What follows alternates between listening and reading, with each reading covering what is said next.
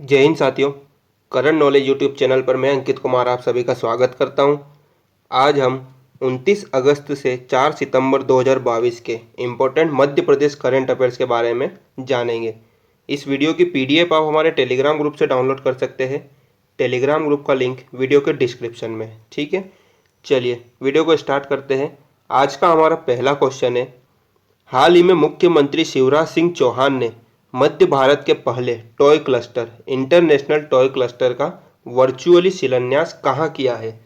तो दोस्तों, अभी शिवराज सिंह चौहान ने मध्य प्रदेश की आर्थिक एवं औद्योगिक राजधानी इंदौर में इसका शिलान्यास किया है।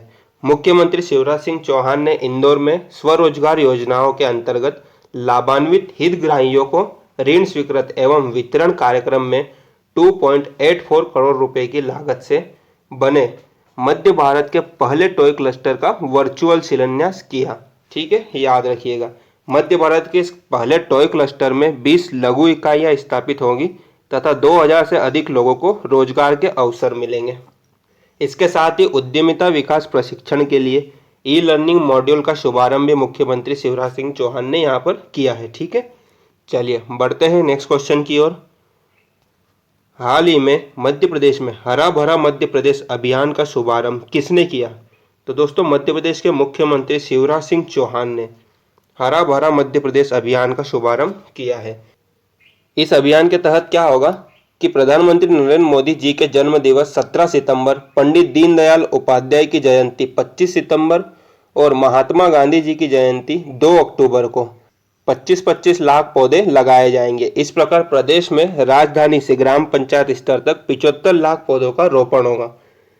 अच्छा, यहाँ पर एक नाम लिखा है गिरीश गौतम, ये कौन है? तो ये मध्य प्रदेश के विधानसभा अध्यक्ष है। एक नाम लिखा है गंगूभाई पटेल, ये मध्य प्रदेश के राज्यपाल है, याद रखिएगा। ठीक है, चलिए बढ़ते हैं नेक्स्ट क्वेश्चन की ओर। हाल ही में डॉक्टर केशव पांडे को संयुक्त राष्ट्र के अंतर्राष्ट्रीय अवार्ड रियल सुपर हीरो से सम्मानित किया गया है। ये मध्य प्रदेश के कौन से जिले के हैं? तो दोस्तों, ये ग्वालियर जिले के हैं, याद रखिएगा। कुछ इंपॉर्टेंट पॉइंट्स है, ये भी जान लेते हैं। ग्वालियर के जाने माने समाज सेवी एवं वरिष्ठ पत्रकार डॉक्टर केशव पांडे को संयुक्त राष्ट्र के अंतर्राष्ट्रीय अवार्ड रियल सुपर हीरो से सम्मानित किया गया है। लिंगयास, LDIMS, गोल्डन स्पैरो एवं भारतीय रेड क्रॉस सोसाइटी के संयुक्त तत्वाधान में बुधवार को गुरु गोविंद सिंह इंद्रप्रस्थ विश्वविद्यालय दिल्ली में भव्य सम्मान समारोह आयोजित किया गया, जहां संयुक्त राष्ट्र विश्व मानववादी दिवस की थीम पर रियल सुपर हीरो सम्मान से मध्य प्रदेश के डॉक्टर केशव पांडे सहित देश विदेश की जानी मानी हस्तियों को सम्मानित किया गया। ठीक है, चलिए बढ़ते हैं आगे। हाल ही में मुंबई के बाद किस शहर को देश की दूसरी सबसे बड़ी फिनटेक सिटी बनाने की घोषणा की गई है? तो दोस्तों, अभी इंदौर को देश की दूसरी सबसे बड़ी फिनटेक सिटी बनाने की घोषणा की गई है। अच्छा, ये फिनटेक क्या होता है? तो फिनटेक जो है वो फाइनेंस और टेक्नोलॉजी शब्दों को एक ही शब्द में जोड़ता है। यह किसी भी उद्योग, उत्पाद या सेवा का वर्णन करता है जिसके वित्तीय कार्य को टेक्नोलॉजी के मदद से पूरा करते हैं। तो अभी प्रदेश में स्टार्टअप को बढ़ावा देने के लिए मध्य प्रदेश स्टार्टअप पॉलिसी के जरिए ऐसे प्रयास किए जा रहे हैं। अब ऐसी योजना बनाई जा रही है जिससे प्रदेश में फाइनेंस से जुड़े स्टार्टअप्स को बढ़ावा मिल सके। ठीक है, याद रखिएगा। चलिए बढ़ते हैं नेक्स्ट क्वेश्चन की ओर। हाल ही में 7 दिवसीय हाथी महोत्सव का आयोजन किस राष्ट्रीय उद्यान में किया गया? तो इसका सही आंसर है बांधवगढ़ राष्ट्रीय उद्यान में इस महोत्सव का आयोजन किया गया। दोस्तों, इस महोत्सव में हाथियों की 7 दिन की पिकनिक हुई। इसमें उन्हें पूरी तरह आराम दिया गया और किसी भी तरह का काम नहीं लिया गया। इसी के साथ उनके खाने पीने और नहलाने के साथ मालिश की भी खास व्यवस्था की गई। ये महोत्सव 27 अगस्त से 2 सितंबर तक चला। बांधवगढ़ राष्ट्रीय उद्यान में अभी 14 हाथी हैं जो न सिर्फ जंगलों की सुरक्षा करते हैं बल्कि लोगों की जान बचाने के लिए रेस्क्यू ऑपरेशनों में भी मदद करते हैं। अच्छा, ये जो बांधवगढ़ राष्ट्रीय उद्यान है ये कहाँ पर है? ये उमरिया जिले में है। इसकी स्थापना 1968 को हुई थी और इसको प्रोजेक्ट टाइगर में कब शामिल किया गया? तो ये 1993 से 1994 के मध्य में से शामिल किया गया प्रोजेक्ट टाइगर में। अच्छा, सर्वाधिक बाघ घनत्व भी बांधवगढ़ राष्ट्रीय उद्यान में, ये भी याद रखिएगा। और ये प्रदेश का ऐसा एकमात्र राष्ट्रीय उद्यान है जो 32 पहाड़ियों से घिरा हुआ है। अच्छा, यहाँ लिखा है माधव राष्ट्रीय उद्यान, तो ये कहाँ पर है? ये शिवपुरी में है। और माधव राष्ट्रीय उद्यान में जो साक्य सागर झील है उसे रामसर साइट में भी शामिल किया गया है। ये जो पेंच राष्ट्रीय उद्यान है ये कहाँ पर है? तो ये सिवनी में है। ठीक है, याद रखिएगा। चलिए बढ़ते हैं आगे। नेक्स्ट क्वेश्चन है, हाल ही में मध्य प्रदेश का कौन सा ऐसा विश्वविद्यालय बन गया है जहां जिम इंस्ट्रक्टर बनने की पढ़ाई हो रही है? तो दोस्तों, अभी रानी दुर्गावती विश्वविद्यालय है, ये ऐसा विश्वविद्यालय बन गया है जहां पर जिम इंस्ट्रक्टर बनने की पढ़ाई हो रही है। रानी दुर्गावती विश्वविद्यालय ये जबलपुर में स्थित है। मध्य प्रदेश का पहला ऐसा संस्थान है जहां जिम इंस्ट्रक्टर के लिए डिप्लोमा पाठ्यक्रम शुरू हुआ है। शारीरिक शिक्षण विभाग में यह कोर्स प्रारंभ हुआ है। विभाग प्रमुख प्रोफेसर विशाल बन्नो ने बताया कि जिम में अलग अलग उम्र के लोग पहुंचते हैं, जहां जिम के ट्रेनर को उनकी अवस्था, शारीरिक बनावट और बीमारी को ध्यान में रखकर जिम करवाना चाहिए। आमतौर पर जिम के ट्रेनर इन बातों को अनदेखी करते हुए रूटीन व्यायाम ही सभी के लिए करवाते हैं, जिससे दुर्घटना होने की संभावना होती है। डिप्लोमा इन जिम इंस्ट्रक्टर में इन्हीं सभी बातों की जानकारी दी जाती है। ठीक है, चलिए बढ़ते हैं नेक्स्ट क्वेश्चन की ओर। हाल ही में देश में साइबर क्राइम इन्वेस्टिगेशन में भोपाल को कौन सा स्थान प्राप्त हुआ है? तो इसका सही आंसर है दूसरा स्थान प्राप्त हुआ है। राष्ट्रीय अपराध अभिलेख ब्यूरो, जिसे एनसीआरबी भी कहते हैं, इन्होंने साइबर क्राइम भोपाल की पड़ताल संबंधी केस स्टडी को देश की सर्वश्रेष्ठ 10 केस स्टडी में दूसरा स्थान दिया है। ब्यूरो ने साइबर पुलिस मुख्यालय भोपाल की क्रिप्टो करेंसी ऐप से धोखाधड़ी के प्रकरण की विवेचना को दिल्ली में दिए गए प्रेजेंटेशन में दूसरे स्थान पर रखा है। अच्छा, एनसीआरबी इसका फुल फॉर्म क्या होता है? National crime records bureau. इसकी स्थापना 11 मार्च 1986 को हुई थी और इसका हेडक्वार्टर दिल्ली में है। इसका डायरेक्टर कौन है? विवेक गोगिया, ये भी याद रखिएगा। ठीक है, चलिए बढ़ते हैं आगे। नेक्स्ट क्वेश्चन है, देश का पहला कार्यात्मक रूप से साक्षर जिला कौन सा बन गया है? इंपॉर्टेंट क्वेश्चन है दोस्तों। तो अभी इसका सही आंसर है, ये जो मंडला है ये देश का पहला कार्यात्मक रूप से साक्षर जिला बन गया है।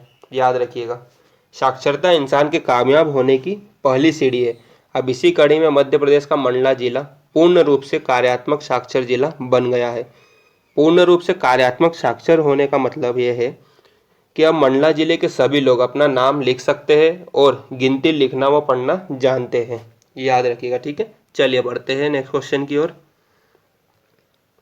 हाल ही में सड़क दुर्घटनाओं को कम करने के लिए मध्य प्रदेश सरकार ने किस संस्थान के साथ एक एमओयू साइन किया है? तो दोस्तों, इसका सही आंसर है मध्य प्रदेश सरकार ने अभी आईआईएम इंदौर के साथ अभी सड़क दुर्घटनाओं को कम करने के लिए एक एमओयू साइन किया है। प्रदेश में हर साल लगभग 12,000 लोग सड़क हादसों में अपनी जान गंवाते हैं। तो आईआईएम इंदौर ने अब सड़क सुरक्षा और सुरक्षा में अनुसंधान करने व ज्ञान साझा करने के लिए एक कदम उठाया है और पुलिस प्रशिक्षण और अनुसंधान संस्थान भोपाल के साथ एक समझौता ज्ञापन पर हस्ताक्षर किया है। भारत का एकमात्र शहर इंदौर ऐसा शहर है जहां पर आईआईटी और आईआईएम दोनों हैं। चलिए बढ़ते हैं आगे। नेक्स्ट क्वेश्चन है, हाल ही में श्रीनगर में आयोजित 28वीं राष्ट्रीय वेटरन्स टेबल टेनिस प्रतियोगिता में इंद्रेश पुरोहित ने स्वर्ण पदक जीता है। ये मध्य प्रदेश के कौन से जिले के हैं? तो दोस्तों, इसका सही आंसर है ये मध्य प्रदेश के इंदौर जिले के हैं। अभी 75+ वर्ग में सिंगल और टीम इवेंट में इन्होंने खिताब जीते। सिंगल्स के फाइनल में पुरोहित ने मध्य प्रदेश के ही आरपी मालवीय को 3-1 से पराजित किया। वहीं टीम इवेंट में पुरोहित के नेतृत्व में मध्य प्रदेश टीम ने फाइनल में गुजरात को 3-0 से पराजित किया। चलिए बढ़ते हैं आगे। अब लास्ट वीडियो के प्रश्नों का रिवीजन कर लेते हैं, जो हमारे वीडियो का इम्पोर्टेंट पार्ट है। लास्ट वीडियो में हमारा पहला क्वेश्चन था, हाल ही में कौन सी झील को मध्य प्रदेश की चौथी रामसर साइट का दर्जा दिया गया? तो इसका सही आंसर है यशवंत सागर झील को अभी ये दर्जा दिया गया है, जो कि इंदौर में है। हाल ही में एक जिला एक उत्पाद योजना में बांस उत्पादन के लिए मध्य प्रदेश के किस जिले का चयन किया गया?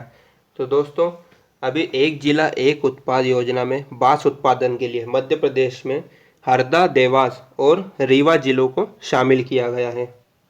ठीक है, याद रखिएगा। चलिए बढ़ते हैं आगे। मध्य प्रदेश और वेटरनरी का पहला कृषि विज्ञान केंद्र कहाँ पर खुलेगा? तो दोस्तों ये विदिशा में खुलेगा, याद रखिएगा। हाल ही में किस जिले की कल्पना गुर्जर ने इटली में आयोजित विश्व ब्रिज स्पर्धा में स्वर्ण पदक जीता है? तो ये खरगोन की है, याद रखिएगा। हाल ही में भावना डहेरिया ने यूरोप की सबसे ऊंची चोटी माउंट एल्ब्रूस पर तिरंगा फहराया है। ये मध्य प्रदेश के कौन से जिले की है? तो ये मध्य प्रदेश के छिंदवाड़ा जिले की है, याद रखिएगा। ठीक है, नेक्स्ट क्वेश्चन है, हाल ही में गौहर महल में चरखा चाक उत्सव का शुभारंभ किया गया है। ये महल किस जिले में है? तो ये जो गौहर महल है ये भोपाल जिले में है, याद रखिएगा। हाल ही में आईआईएम इंदौर ने किस विश्वविद्यालय के साथ दोहरी डिग्री पाठ्यक्रम शुरू करने और शोध कार्यों को बढ़ावा देने के लिए एक एमओयू साइन किया है? तो दोस्तों आईआईएम इंदौर ने अभी एशिया विश्वविद्यालय ताइवान के साथ ये समझौता किया है। ठीक है, याद रखिएगा। नेक्स्ट क्वेश्चन है, मध्य प्रदेश सरकार द्वारा युवाओं को स्वरोजगार से जोड़ने के लिए किस योजना की शुरुआत की जाएगी? तो युवा अन्न दूत योजना की शुरुआत की जाएगी। मध्य प्रदेश के किस शहर में सड़कों के किनारे डिवाइडर और शहरी उद्यान में लगे बीमार पौधों का इलाज अब ट्री एम्बुलेंस के द्वारा किया जाएगा? तो यह इंदौर में होगा। ठीक है, याद रखिएगा। रिवीजन का लास्ट क्वेश्चन है, मध्य प्रदेश का पहला पक्षियों का अस्पताल किस जिले में बनेगा? तो दोस्तों ये भोपाल जिले में बनेगा, याद रखिएगा। ठीक है, आगे बढ़ते हैं। अब लास्ट वीडियो के क्विज का आंसर देख लेते हैं। लास्ट वीडियो में क्विज था, सेला किस जनजाति का नृत्य है? तो दोस्तों सेला नृत्य जो है वो बेगा जनजाति में होता है। ठीक है, याद रखिएगा, इंपॉर्टेंट है। ठीक है, बढ़ते हैं आगे। अब आज का क्विज है आपके लिए, रानी दुर्गावती राष्ट्रीय अभ्यारण्य मध्य प्रदेश के कौन से जिले में है? दोस्तों इसके 4 ऑप्शन है, जबलपुर, दमोह, ग्वालियर और मंदसौर। इसका सही आंसर आपको कमेंट बॉक्स में टाइप करके बताना है। आशा करता हूँ आपको वीडियो पसंद आया होगा। अगर पसंद आया हो तो प्लीज़ वीडियो को लाइक कीजिए, शेयर कीजिए और ऐसे ही इंपॉर्टेंट करंट अफेयर से अपडेट रहने के लिए हमारे चैनल को सब्सक्राइब कर लीजिएगा। धन्यवाद।